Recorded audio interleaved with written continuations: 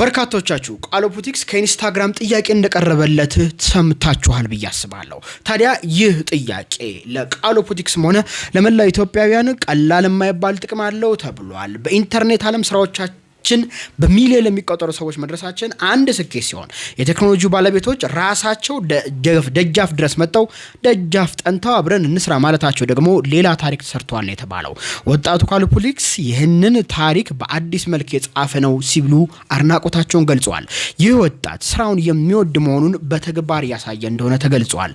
ምናልባት የዚህ ልጅ በዓለም አቀፍ ደረጃ መወደድ በሀገራችን በኢትዮጵያ የሚገኙ አልባሳትን፣ ፋሽን ዲዛይነሮችን እንዲሁም ደግሞ የባህል ልብሶች ቻችንን በዓለም ዘርፍ እንዲታይ ትልቅ በር ከፋች እድል እንደሆነ ተገልጿል። ከ32 ሚሊዮን በላይ እይታዎችን በማግኘትም ታሪካዊ ድል የፈጸመ ልጅ ሆኗል። እንኳን ደስ አለ ያላችሁ ይህን አካውንቴን ፎሎ ያደርጋችሁ ቪዲዮ ላይክ እንድታደርጉ በትህትና ጠይቃለሁ።